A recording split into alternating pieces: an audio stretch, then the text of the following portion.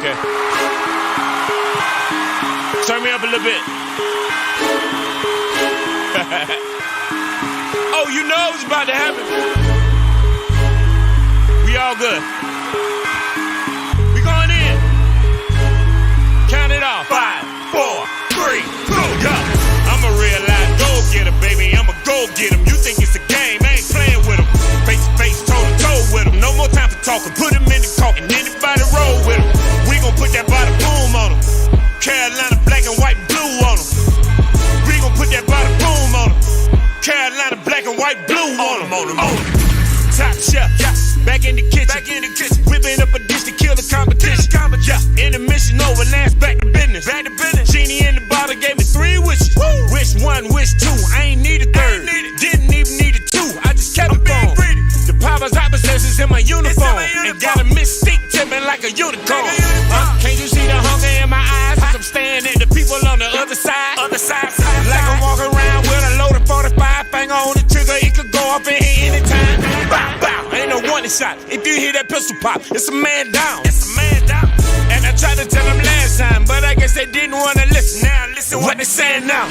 I'm a real life go-getter, baby. I'm a go-getter. You think it's a game, I ain't playing with them. Face to face, toe to toe with them. No more time for talking. Put them in the coffin. Anybody roll with them. We gon' put that body boom on them. Carolina black and white blue on them.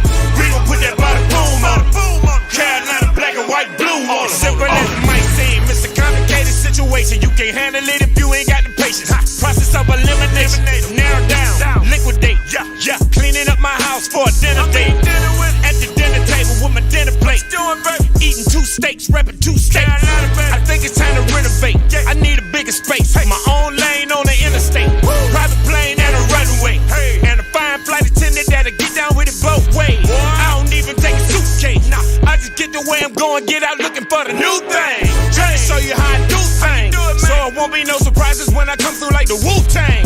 Cause I came to bring the pain. But it ain't gonna be no method to my madness, man. Know what I'm saying? I'm a real life go-getter, baby. I'm a go-getter. You think it's a game, I ain't playing with them.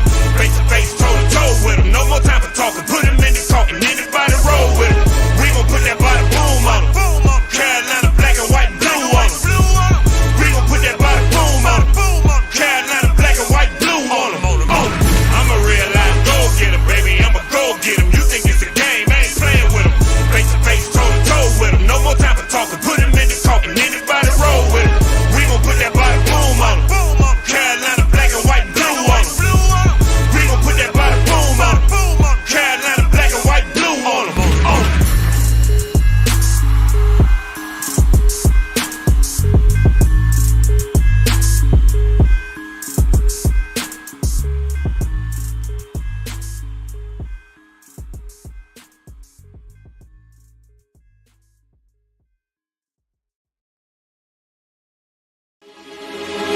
Okay. Turn me up a little bit. Oh, you know it's about to happen. We all good. We going in. Count it off. 5, 4, 3, 2, go. I'm a real life go-getter, baby. I'm a go-getter. You think it's a game, I ain't playing with them. Face to face, toe to toe with them. No more time for talking. Put them in the coffin. Anybody roll with them. We gon' put that body boom on them. Carolina black and white blue on them. We gon' put that body boom on them. Carolina black and white blue on them. Top chef, yeah. Back in the kitchen, whipping up a dish to kill the competition. Yeah. Intermission over, last back to business. Genie in the bottle gave me 3 wishes. Woo. Wish 1, wish 2, I ain't need a third. Didn't even need a 2, I just kept it on. The powers opposites is in my uniform. And got a mystique to me like a unicorn. Can't you see the hunger in my eyes? As I'm staring at the people on the other side. Like I'm walking around with a loaded 45. Finger on the trigger, it could go off in here anytime. Bow, bow, ain't no warning shot. If you hear that pistol pop, it's a man down. And I tried to tell them last time, but I guess they didn't want to listen. Now listen what they saying now. I'm a real life go-getter, baby. I'm a go-getter. You think it's a game, I ain't playing with them. Face to face, toe to toe with them. No more time for talking. Put them in the coffin. Anybody roll with them. We gon' put that body boom on them. Carolina black and white blue on them. We gon' put that body boom on them. Carolina black and white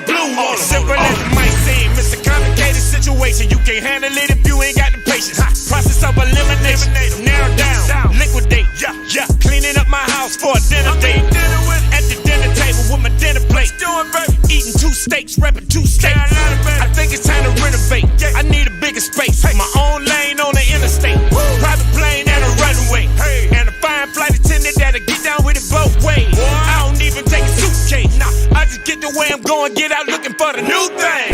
Trying to show you how I do things. So it won't be no surprises when I come through like the Wu-Tang. Cause I came to bring the pain. But it ain't gonna be no method to my madness, man. Know what I'm saying? I'm a real life go-getter, baby. I'm a go-getter. You think it's a game, I ain't playing with them. Face to face, toe to toe with them. No more time for talking. Put them in the talking. Anybody roll with them. We gon' put that body boom.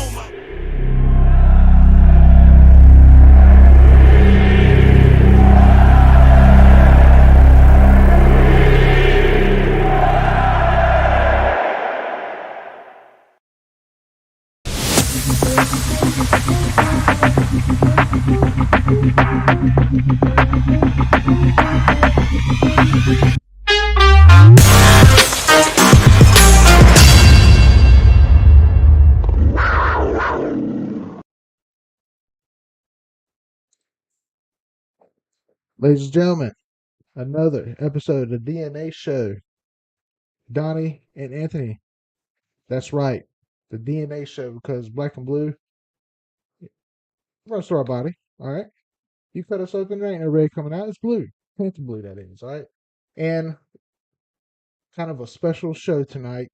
Special things happening. We finally got rid of a young man. Head Coach Matt Rhule and defensive coordinator Phil Snow are both gone. Man, oh man.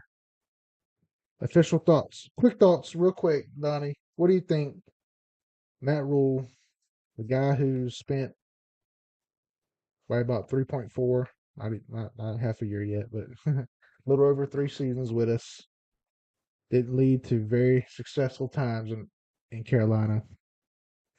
First, what do you think, real quick, of the firing of Matt Rhule? Long overdue. Should have been done last year mid-season, but hey, we got it done. So all respect to him, but it's time to get this show on the road, man. Yeah. New beginning. To new beginnings. And then also today, special teams assistant coach Ed Foley was gone, and our defensive coordinator.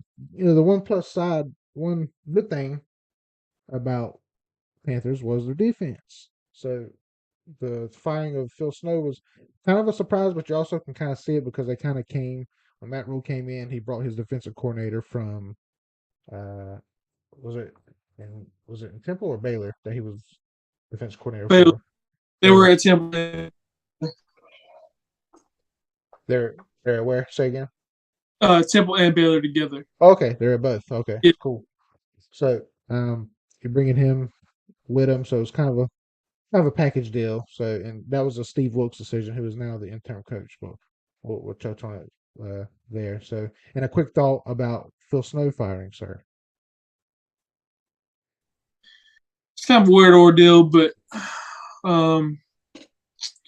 he kind of came with Matt Rhule, and what I heard, him and Steve Wilks didn't really get along. They see eye to eye on some things. So I think if Rhule goes, I think Snow's right behind him. So, I trust what Steve Wilks was doing. He's a very great defensive mind. He's a great defensive minded coach, and I think he knows what he's doing. So, it is what it is, simply. Sure. So, and let's take a little bit of a deeper look into these coaches here. So, first and foremost, Matt Rhule. This was his third season. He was right at the beginning of his third season. Overall, 11-27 record. Not good. Doesn't look good. 1-4 start to this year. The only win coming to the New Orleans Saints for this year. While he was here, we're talking 4 quarterback projects, and you can be technical. You can kind of go 5 or 6 with PJ Walker and Matt Corral. So everything has failed one way or another. So just not really that great not even that great. It's just not good at all. It's not good at all. And, speak on that, Donnie, his decisions in Carolina, what were some of his biggest downfalls to you? Rushed the quarterback situation. And honestly, people are going to think I'm crazy, but I think one of the most, solid pieces he had on that football team when he took it over was Cam Newton, the quarterback. kind of moved on from Cam prematurely. I know he's battling injuries, but as soon as he got rid of Cam, we got Teddy, which is a complete mistake. He's looking for a quick fix. That year one is when he really should start the rebuild, if that's what he classifies a rebuild. We should have been aggressive, looking at some quarterbacks. We passed on some good guys, and we weren't aggressive enough in finding our franchise guy. We just tried to find hand-me-downs as solutions at quarterback rather than getting our own and developing our own. That's, to me, that was one of his biggest downfalls as a head coach, is just not being able to find a quarterback and take a risk with guys who've been so up and down in this league. I think another thing that kind of points out to me is he hired a very inexperienced coaching staff. I mean, no offense to Phil Snow, but they hired Phil Snow coming out, he had a rough first year. I mean, Phil Snow's picked stuff up, but he also hired a Joe Brady, and he hired his other friend to be the tight ends coach, who ended up being offensive coordinator after Joe Brady got fired.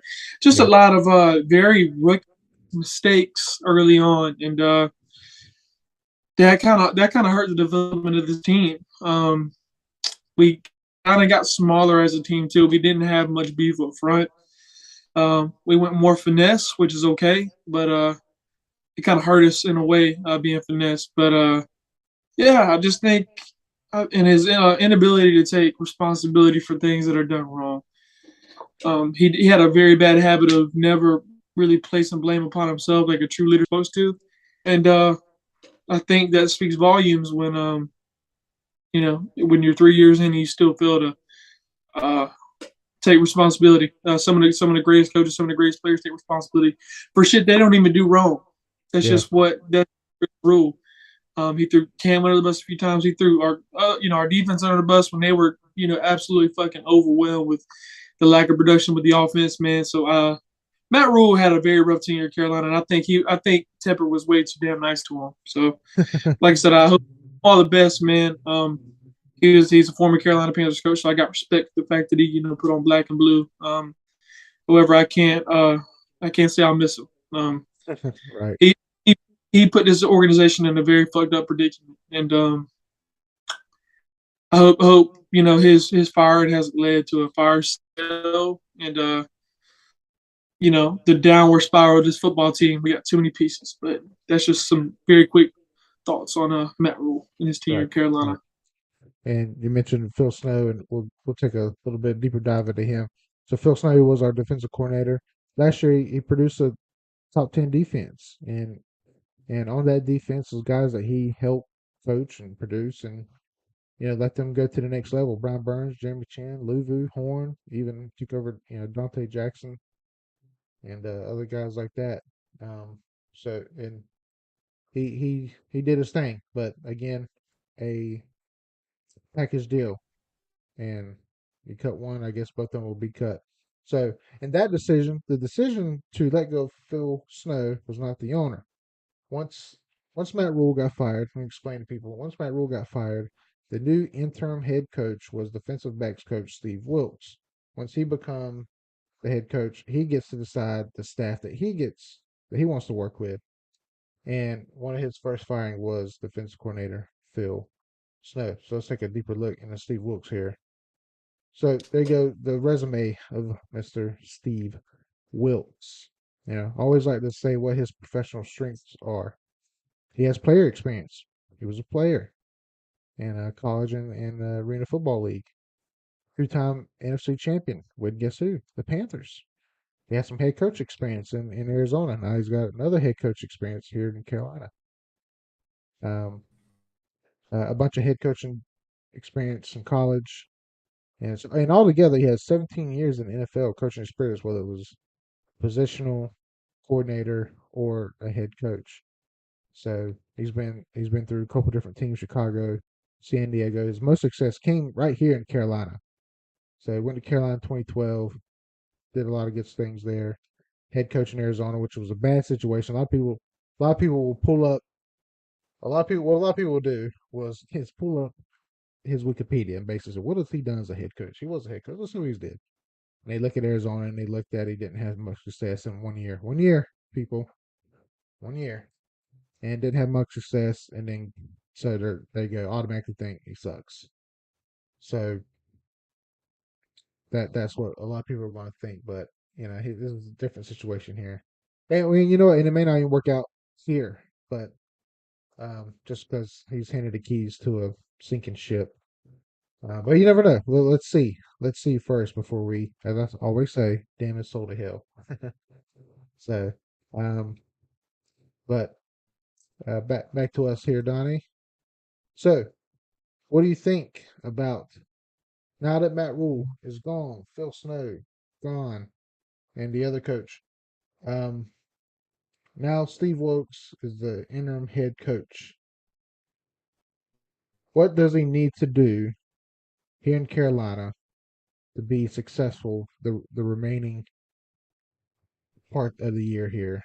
What's some of the things you'd like to see him maybe try to do, or even just try to teach?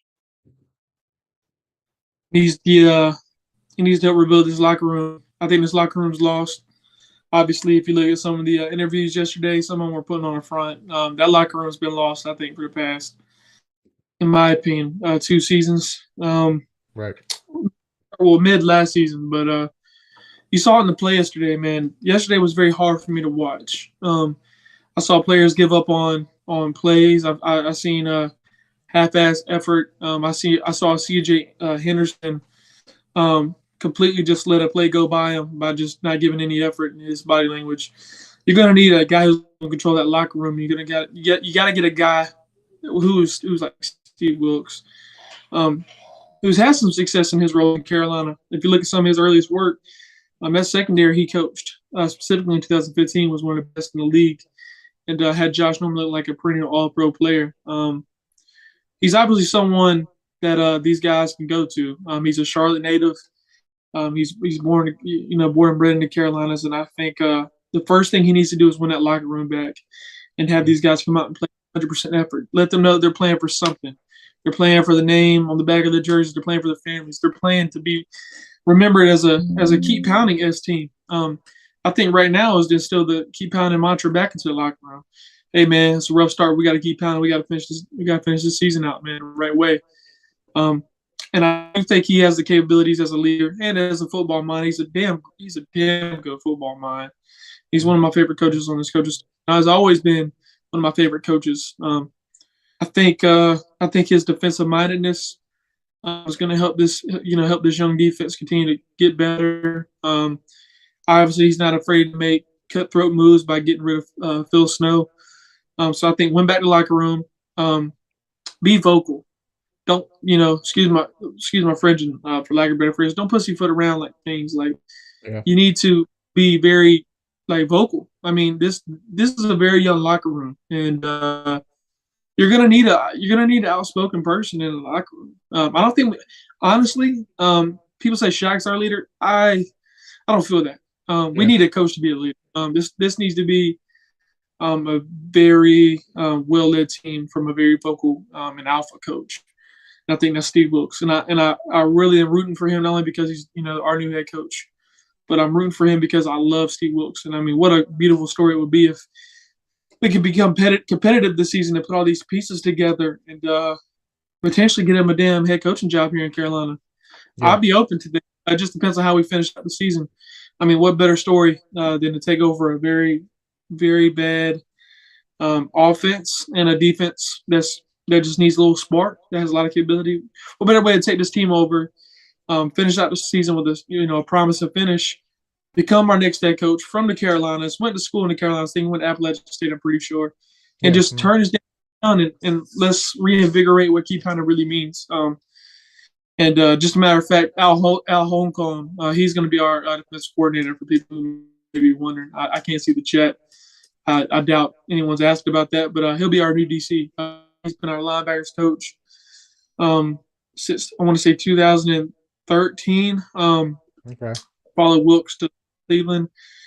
He's even followed Wilks to Arizona. They're really close. And Al Holcomb, Coach Luke Kuechly, Thomas Davis, and a lot of those great linebackers that we've had. So, yeah, that's kind of my spill on Steve Wilks. I'm very optimistic about him, and I'm a big fan of Steve Wilks, man. So, okay, cool. So I had a question you didn't ask. Yeah. So yeah, now that he's become the head coach and we kind of have a new defensive coordinator, Phil Snow did a pretty good job for us. Yeah, can't doubt that on him.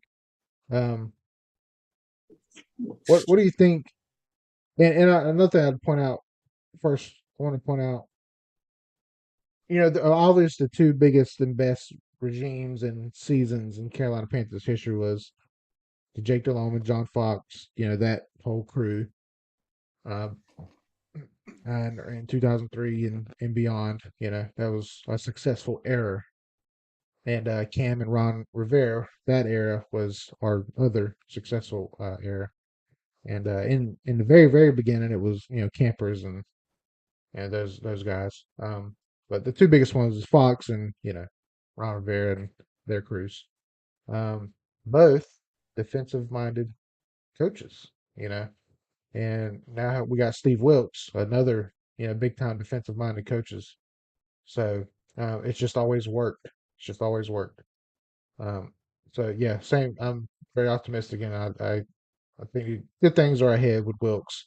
I don't expect to turn around like this so quick, or maybe I don't know. I can't doubt him, but he deserves a fair shot, and I don't think any kind of criticism that come to him the rest of the season is not really fair. It's kind of thrown in the fire as as always. Quote to you, Donnie, like J. Cole said. They gave him the keys to the ship, but they didn't tell him the ship is sinking.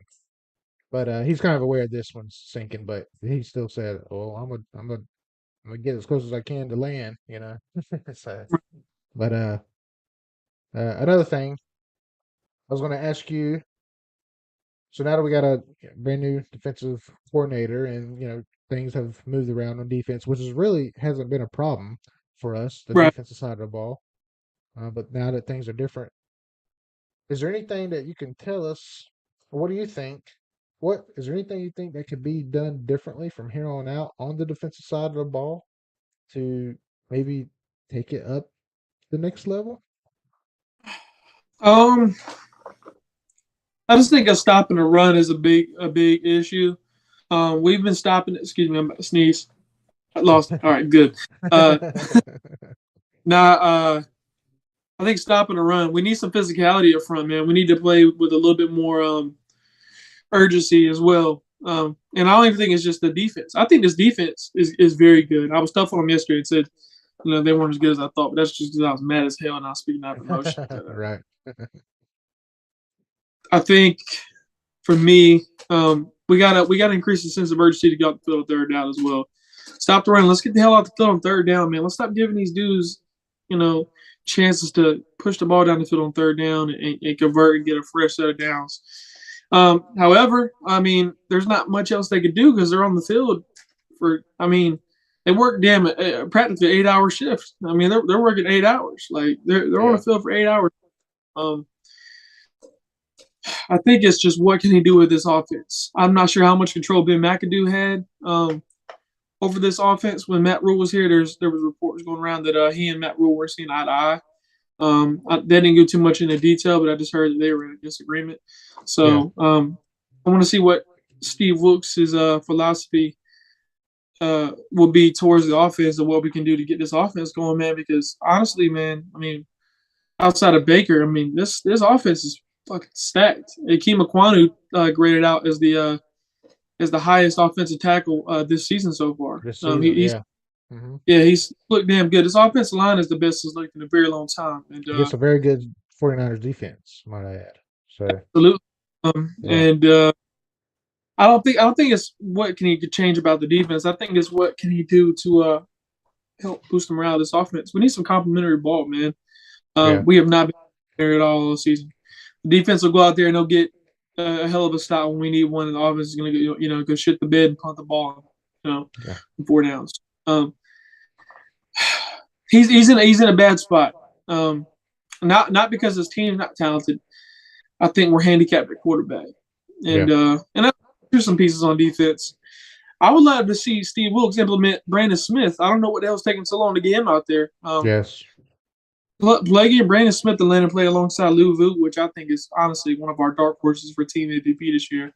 Yeah. With his play. That's so far. I pray he can stay healthy. He's one of my favorite players on the team as well. But and Shaq Thompson, man, I just want to see those three together. Derek Brown has stepped his play up tremendously these last few weeks. Yeah, I want to see him plug in Brandon Smith in his defense. I think the safeties are fine. I think Brian Burns, and also I would like. And one last thing about the defense, I would like to see what he can do with Yetur Gross-Matos because I'm not sold on it, man. He's not active. Drafted in the second round. It's supposed to be this highly touted guy at Penn State, man. I haven't saw anything to make me go, damn, he's good. You know? Yeah. So, just some things here and there, but we'll see. Time will tell. We'll tell this Sunday. Yeah, for sure. Like you say, yeah, time will tell.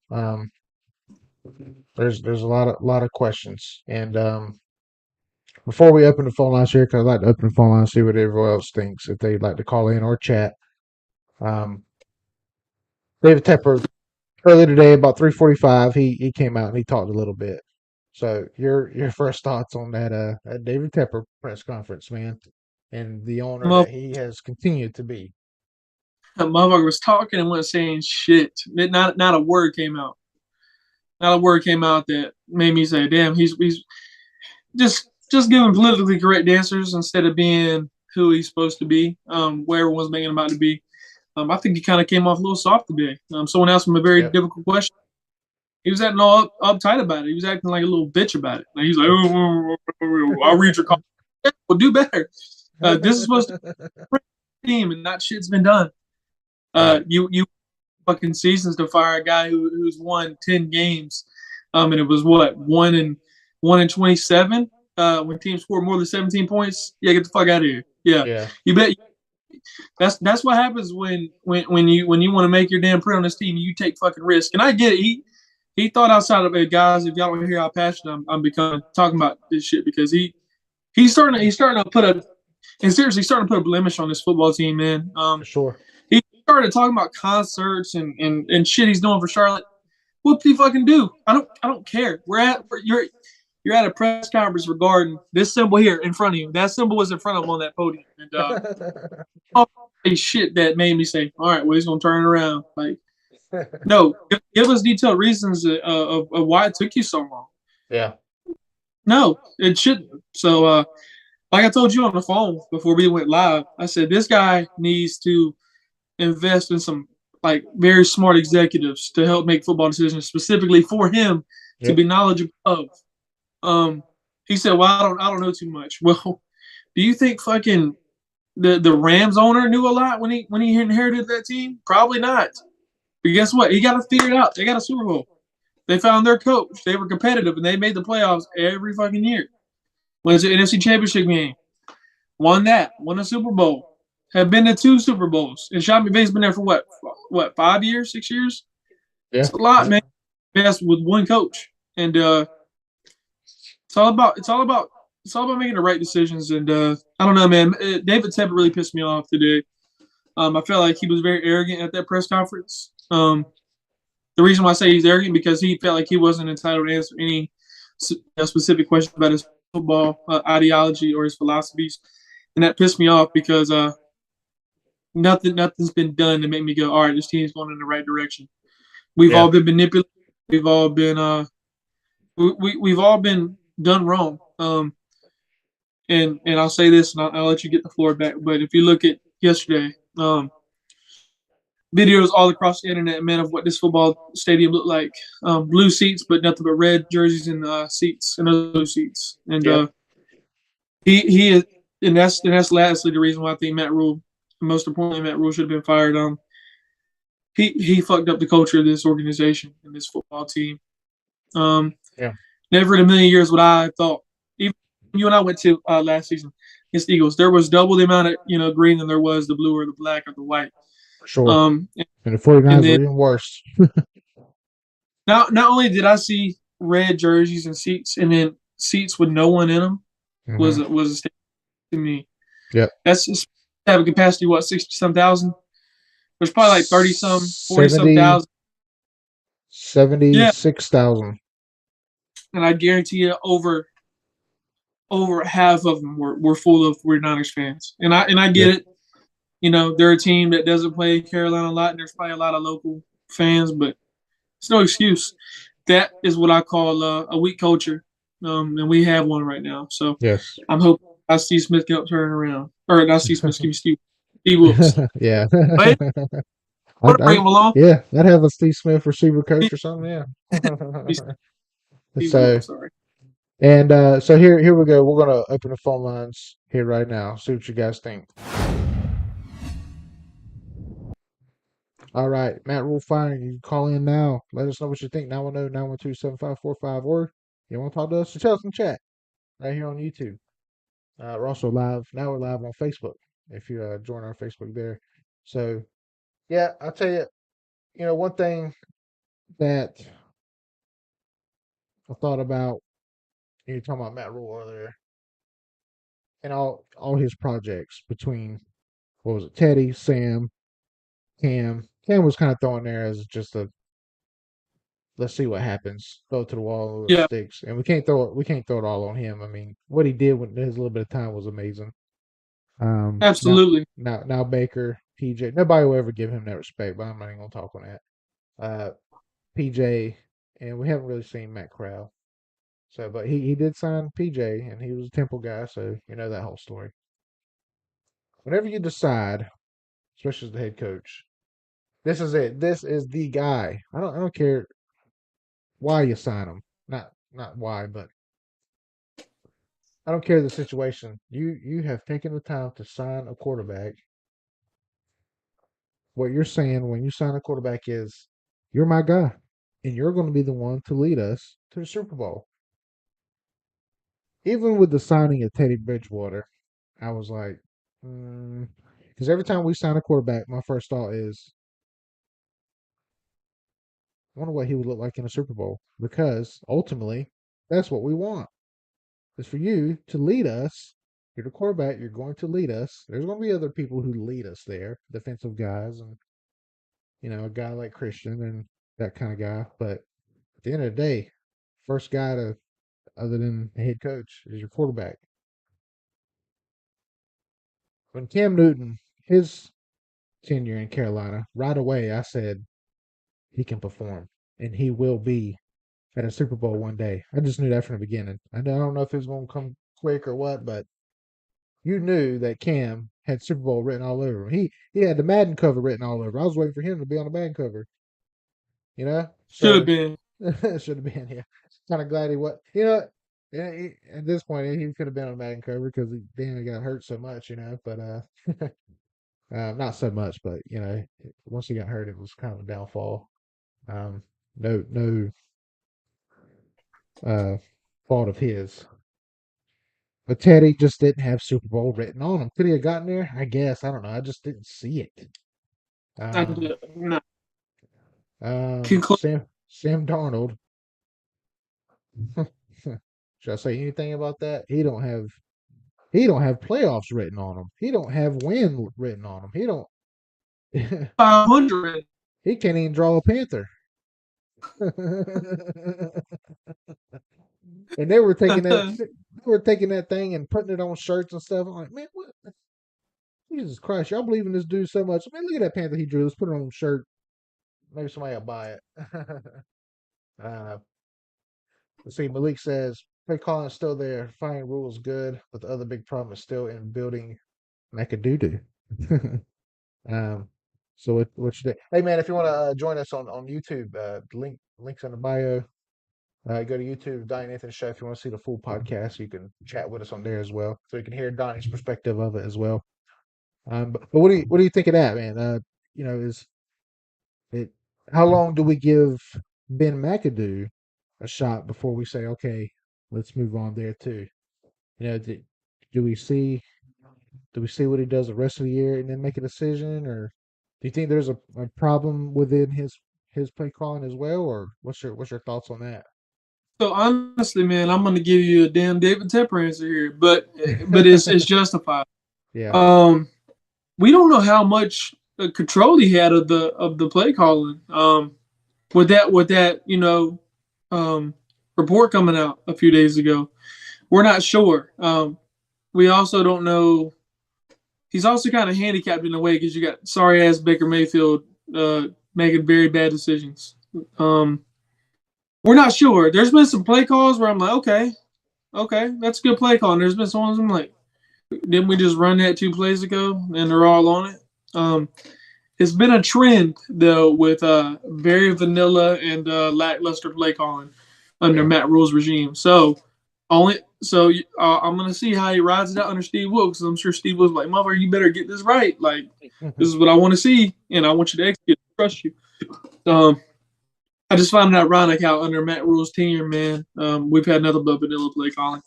Yeah. I can count on my fingers how many to beat a team deep over the top. Now I'm not talking after catch. I'm talking about throw the ball 50, 60 yards down the field under Matt Rhule's tenure. I would love to hear anyone else saying about that. Yeah. Everything's been west underneath shit, which works, but you got a guy like Robbie Anderson who's born and bred to just burn you with his speed. He's a speedster. Hasn't been done. DJ Moore has not been utilized the way he needs to be utilized.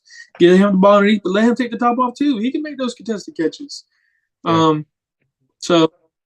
I think we need to give McAdoo at least a little leeway just because it may have just been a Rule thing and his emphasis on what he wants to see out of an offense. At the end of the day, he's the head coach. So yeah.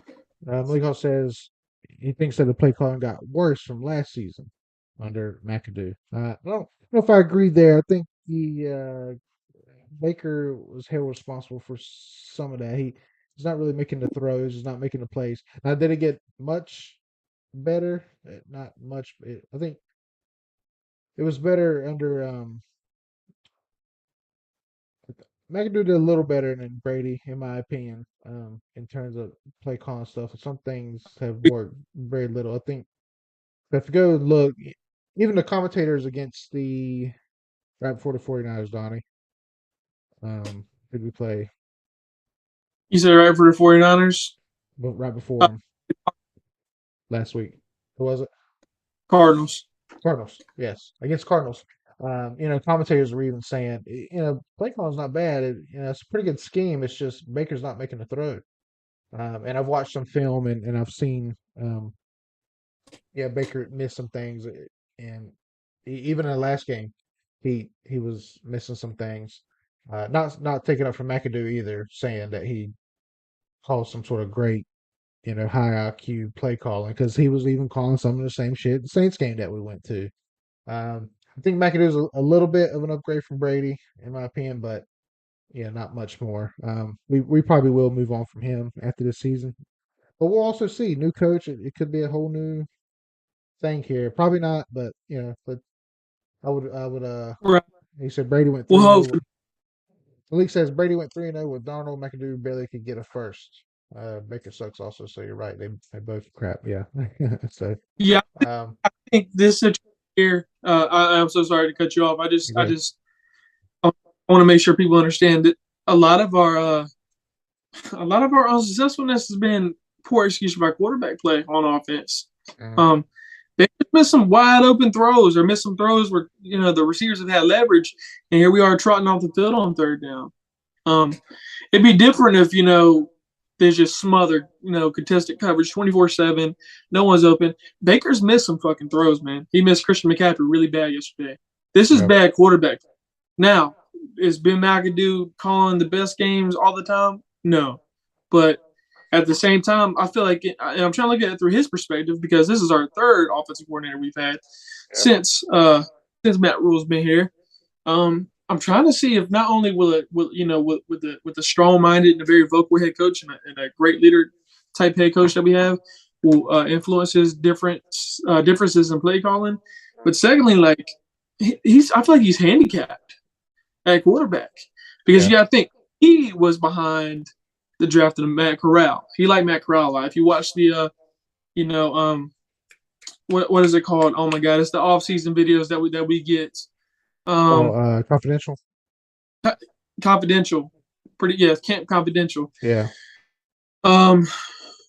He I mean, he wanted Matt Corral, and I think the system was really built for Corral to eventually inherit. But he's also handicapped Sam.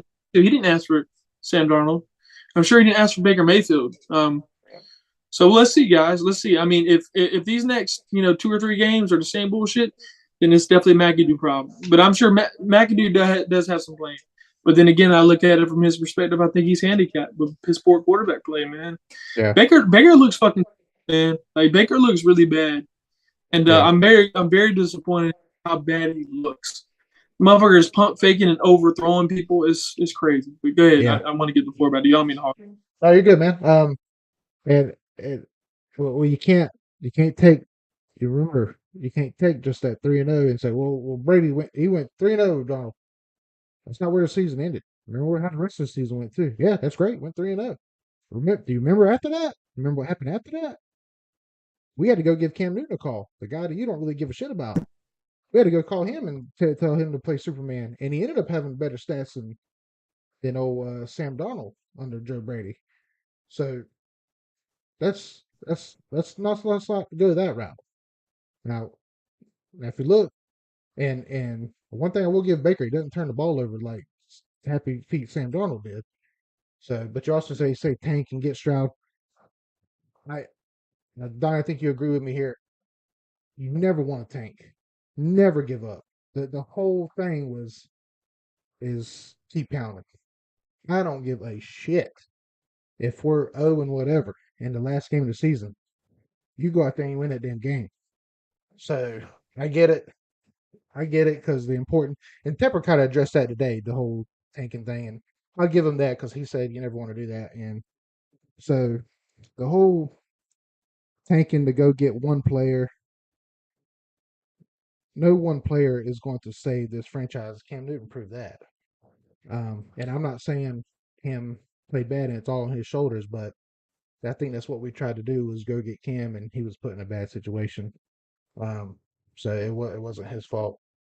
Cam dried up and he didn't have better stats than Donald. Yes, he did. So, no, he's not. So, I'm not even going to go down that road. That's not what we're talking about today. So, but yeah. So the big stuff is Matt Rhule is gone, and there's new things to come, whether it be offensive coordinator or defensive coordinator. Defensive coordinator or head coach. So, what can Steve Wilks? If you want to hear the whole thing, go to YouTube, Donnie and Anthony Show, and you can hear both. He says we can't win, bro. Of course, not lose on purpose, but a motherfucker should be drafting the quarterback, so a lose won't make it worse. Will make it better. Okay, so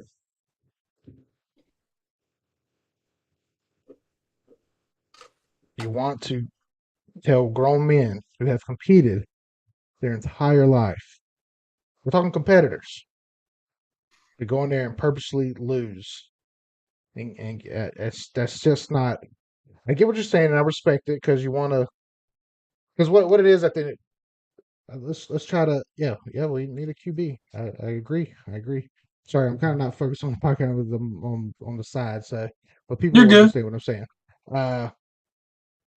saying. That we can all come together, and Donnie can get in this too. If you go to YouTube, put in the Donnie Anthony Show, you'll see us live on YouTube right now. You'll get the other side of this. Or you can call in. We're gonna lose anyway. You can't say that either, man. Can't say that. You can't say that. I think that will kill this fan base even more. Yeah. We're already agitated. So, yeah, we're already agitated. Let's not. Yeah, you're right. Let's The not right- kill this fan base. the right thing to do is to finish out the season strong because how many times did Ron Rivera tank in his first 2 seasons? Did he tank? He finished out strong, didn't he? His second season, especially, his ass was burning on that hot seat. He was fucking burning on that hot seat. Fucking, I mean, his so hot. I mean, he finished up with 7 and 9. And I think, we had a quarterback at the time, but even teams with good quarterbacks still fucking tank because they want a receiver, they want an offensive tackle. I think the right thing will fall in our lap if we play our cards right. Even if that means we need to trade some future first round draft picks. If we're willing enough, like the Rams, those motherfuckers hadn't tanked one time.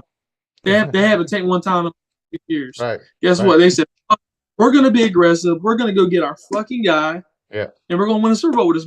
We're gonna get some other motherfuckers and we're gonna win the Super Bowl. And that's what the fuck they done. That's what they've done. Yeah. They traded away a guy they won overall and got aggressive. And they kept their pieces there.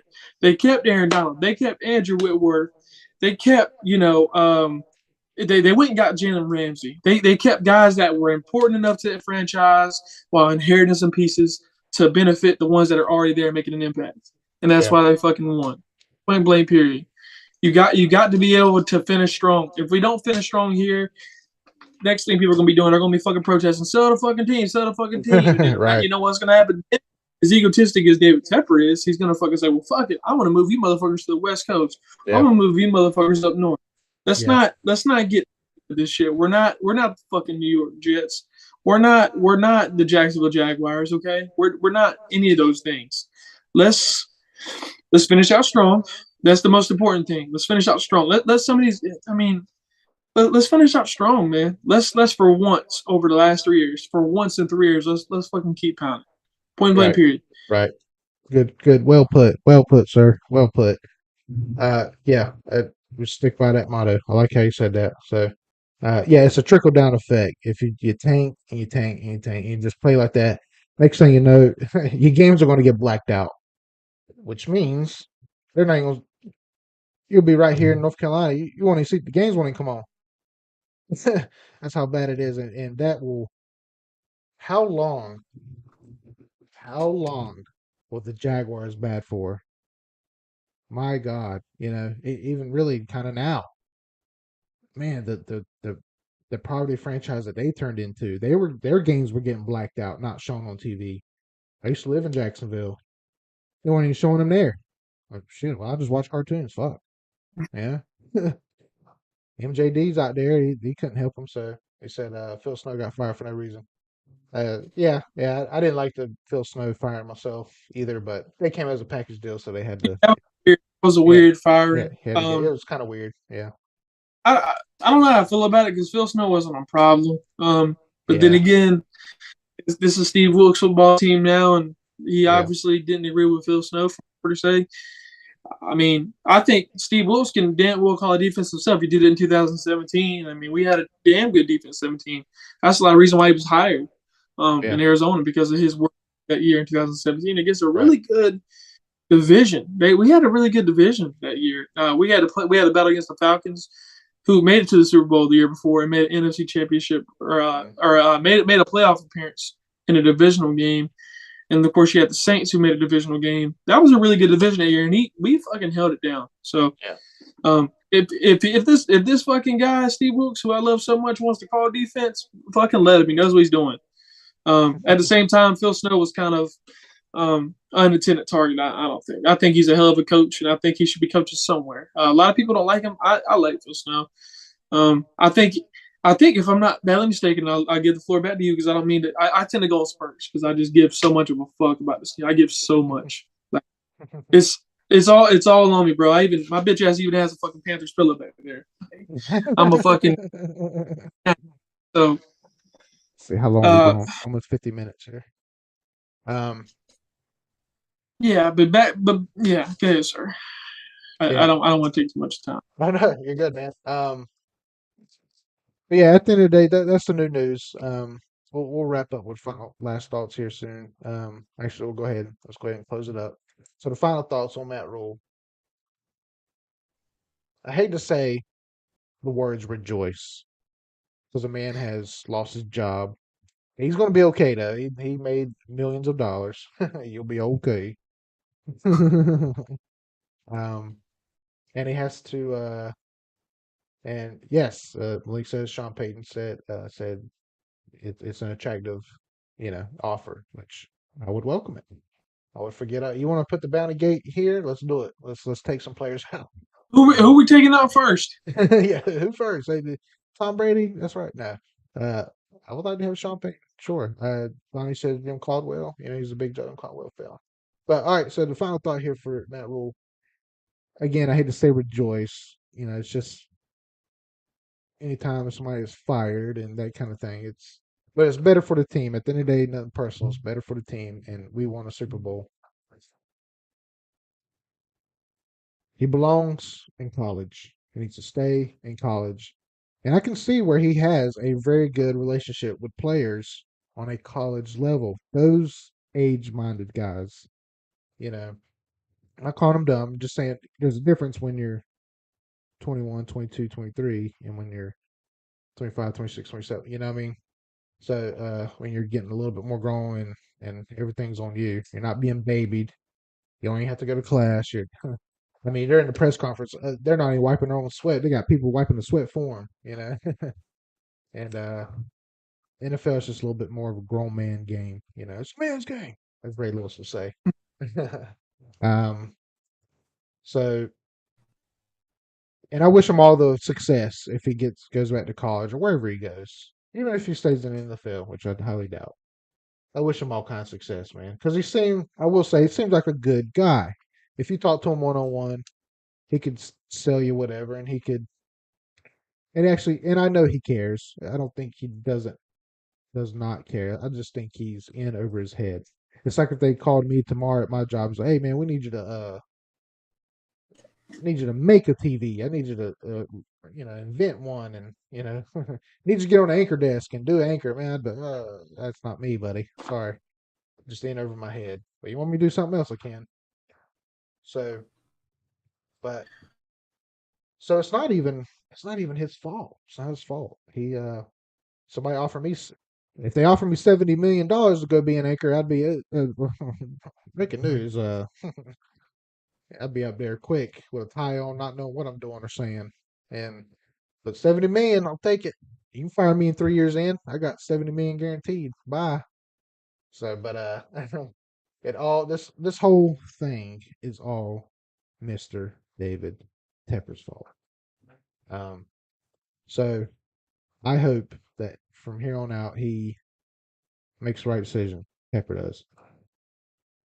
Good luck in your future endeavors, Mr. Matt Rhule. You're not a bad guy. You're just in over your head. Phil Snow, I hope he stays in the NFL. I think he deserves a shot somewhere, maybe as an assistant or something. Yeah, I probably wouldn't go coordinator. Maybe he might need a little bit more experience somewhere else, like almost like a Steve Wilks, and he can work his way up. So unless someone wants to take an offer, he wasn't bad. He was pretty good with us. But again, everything to um, good luck to all your future endeavors with Phil Snow as well. So Malik says he agrees. Tepper was all in on Rhule, was all in on all the quarterbacks. It just wasn't Matt Rhule for sure. Yeah, it starts at the top, as I was saying. Tepper's. And last thing, I know it's not really about Tepper, but it all stems from Tepper. Just every time I watch a press conference of him, which I think we've got a total of 3 since he's taken over, he does like one a year. He wasn't even done today. If I guess he does have a choice, but whatever. I don't know what goes through his head. I have to choose my words carefully here because if I say it straight up, it's going to sound bad.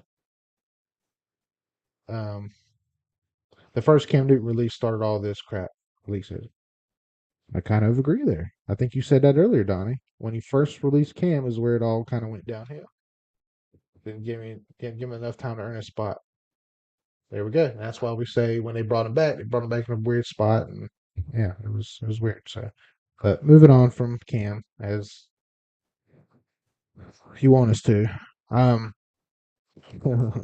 uh, That's a very touchy subject for me, man. yeah, As it is with you. That's yeah, one thing, man. yeah. Fucking sin. Always. Right. So,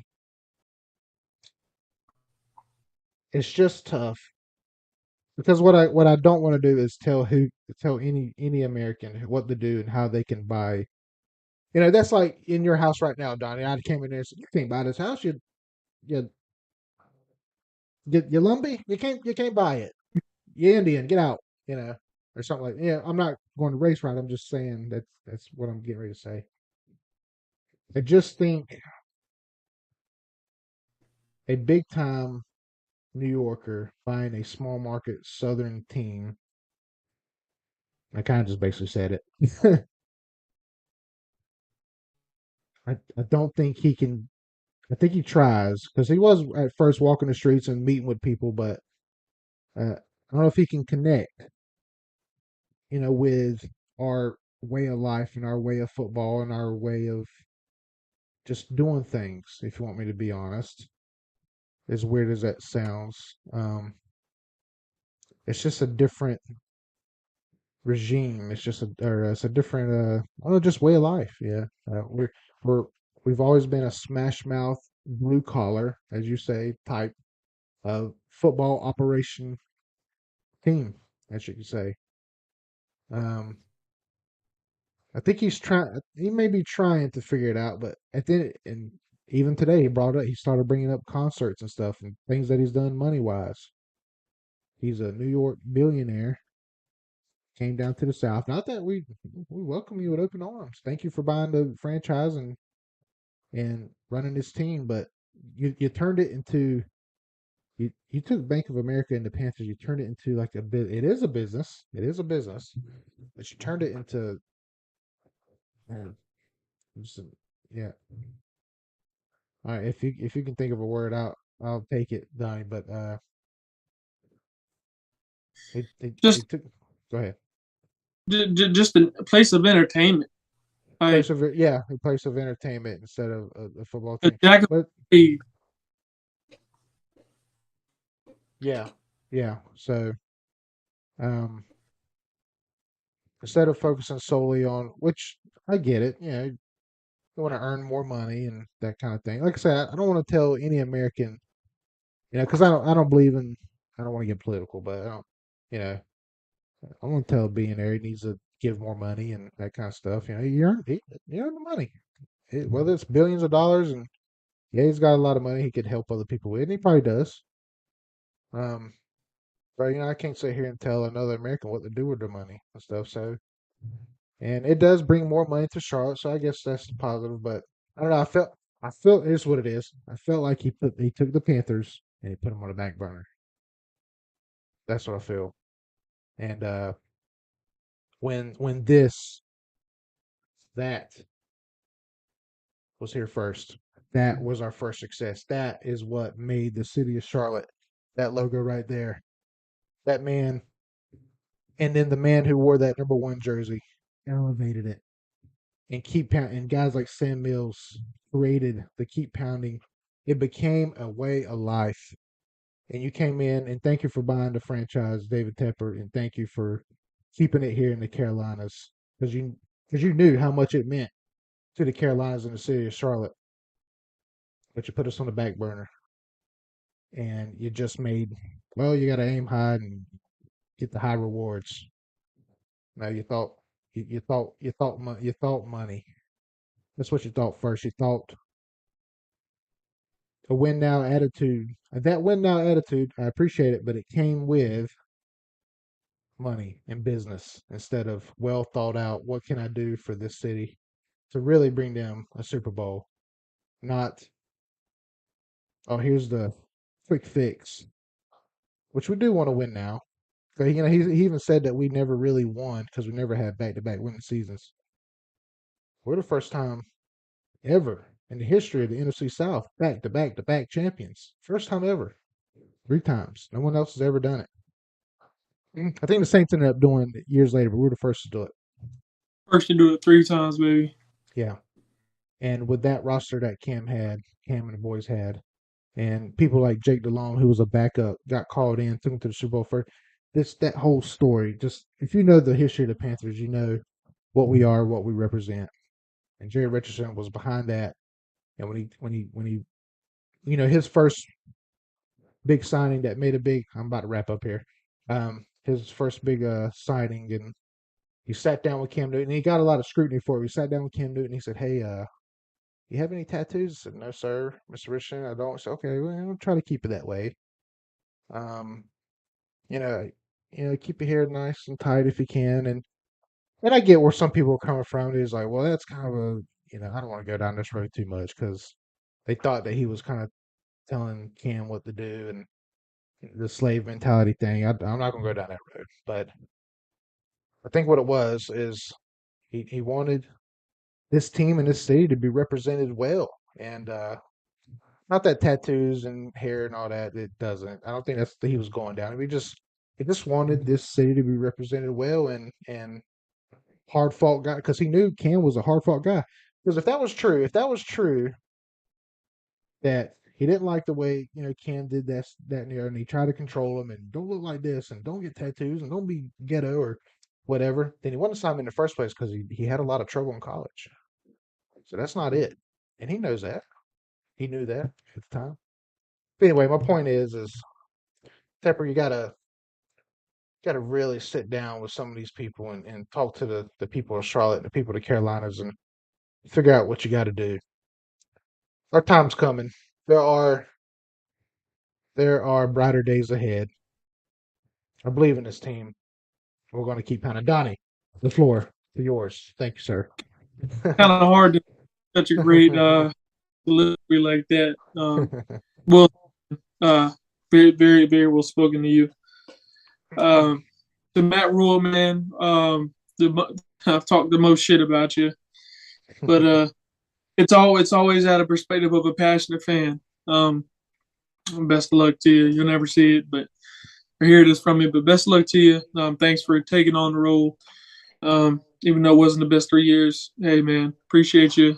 Good luck. But I kind of want to take the approach you took, man, and go straight at the head, which is David Tepper. 4 years ago, he purchased his football team.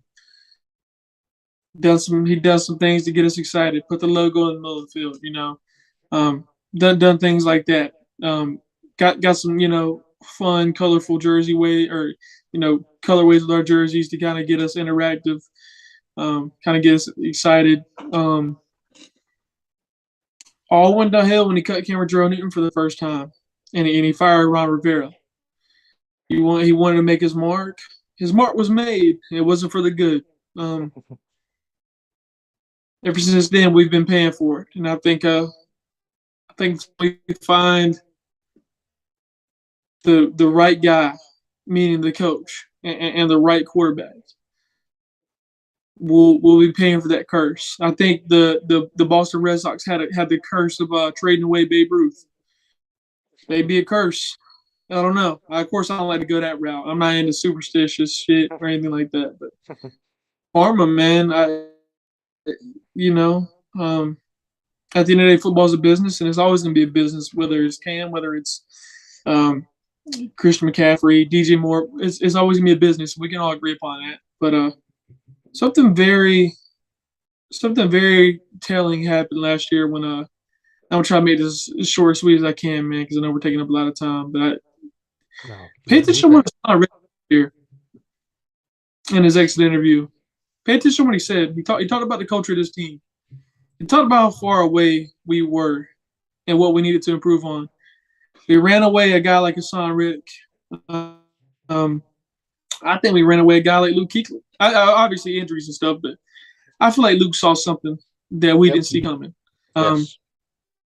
This isn't college, man. This isn't a college organization. No more taking risks with guys who have unproven track records in the NFL. This is you want to take risks? We'll take risks with the right people. It has to be with the right people. I spoke about Jim Caldwell.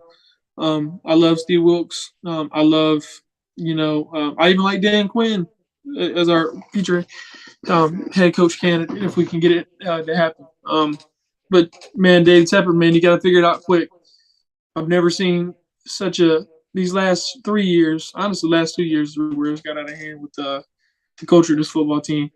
I never in a million years would I've thought to see fans wear fired our head coach shirts. I never in my life would think that the amount of away jerseys would be doubled to our home jerseys. We're not in a good place, man, and we don't need his fucking arrogance to get in the way of this. We need to instill the keep pounding culture. It's been lost for the last 3 years, bro. It has been. No one can convince me otherwise. People say, "Oh, we've only lost by one score." Exactly, because we didn't keep pounding. We didn't do what we needed to do to get the fucking wins. Yep. Bring in a proven head coach to this organization who is not afraid to speak his mind, that is going to make a stamp on this franchise, and that is going to embody what this culture is about. Like I keep pounding. Get someone here who's wanting to interact, wanting to get someone who understands what he's walking into. This isn't going to be an easy process to find our guy. We're going to go through some more growing pains, I feel. But David Tepper, man, you got to find somebody, bro, and you got to save your face here. This isn't. We're not in upstate New York. We're not on the West Coast. We're not in Los Angeles. This isn't a multi-purposeful area, if you could say. The city of Charlotte is growing rapidly, but it's a football city, man. It's a sports city, a very small sports city. Greg, I always bring up this quote. Greg also says it's one of the funnest places to play in when you're winning, and this fan base is like a family, and they will support you. Don't tarnish what we do in Carolina, because we give a fuck.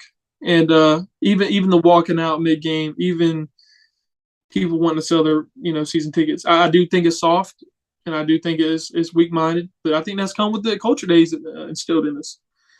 We're looking like a poverty franchise, so just turn it around, man. Just do some extensive research this offseason. If Steve Wilks doesn't pan out, I hope he would for the sake of our team. And I love Steve Wilks. But if he doesn't pan out, do your homework and make sure the next guy is the guy. I know that's easier said than done. Do your homework. Get into what the fuck he's thinking about philosophy-wise. What do you want to bring back to the Carolinas? Say what you want to. Winning your division back-to-back years says a lot, especially in a division where the Falcons went on to play in the Super Bowl. Where the Saints also made a Super Bowl appearance, and when they went to multiple divisional championship games. You got to find it quick, man, and you got to find it quick before we look like a really bad Poppers franchise. But look, man, I just want the back, and I want to be able to. And I'm always gonna be happy on Sundays, but I want to wake up on Sunday mornings not being so pessimistic. Right. About not being pessimistic about the effort, not being pessimistic about the coaching. Bring back the culture, man. It's embedded in our culture, and it's instilled, and it's stitched in our jerseys. Keep pounding. We don't take it lightly, man. Bring it back. So, that being said, man, just keep pounding. I'm ready to get back to football prominence, man. It's been 4 long years. The time is now to make the right steps forward. Let's not regress. Let's keep pounding. Right. Well said, sir. Well said. So that's it for us, man. We just want to get on here. We had the opportunity to get on today, give our thoughts on Matt Rhule and his regime and what's to come in Carolina. So everywhere else, you can find us Instagram, Twitter, TikTok, Facebook, right here on YouTube, where we're broadcasting from. Our biggest following was on TikTok. It actually blew up right here recently with a couple of videos. So we got over 2,000 followers on TikTok with the Don Ant Show. That same username is found on Instagram and Twitter. And Facebook and YouTube are both the Donnie and Anthony Show, where you'll see a lot of Carolina Panthers content. So here's to the future. Here's to us. Here's to a new regime in Carolina. Here's to winning. So I tell you what, no matter what, these 2 young men right now that you're looking at that represent the DNA show, just 2 sorry individuals from Fayetteville, North Carolina. But we're proud of it. Donnie and Anthony Show. Donnie and Anthony. Guess what we're going to keep doing? We're going to keep pounding, man. We're going to keep pounding. Here's to the future, sir. Hats off to you. And, hey, Sunday it is us against Los Angeles Rams. Steve Wilks' first game as a head coach. Let's see what he can do against those boys. It'll be a good one. Right after that, you'll see us here live again. So, as always, thanks for joining us, ladies and gentlemen. Any last words, Donnie Brown? Yeah, man, thank you to the ones who continuously support us. Thanks for love and support. Hey, God bless you all, man. Let's just keep pounding. As always, keep pounding. We'll see you again next week after the Los Angeles Rams game. Panthers, Steve Wilks, debut as head coach. Keep pounding. Next week, we'll see you. Okay. Turn me up a little bit. Oh, you know it's about to happen. We all good. We going in. Count it off. 5, 4, 3, 2, go. I'm a real life go-getter, baby. I'm a go-getter. You think it's a game, I ain't playing with them. Face to face, toe to toe with them. No more time for talking.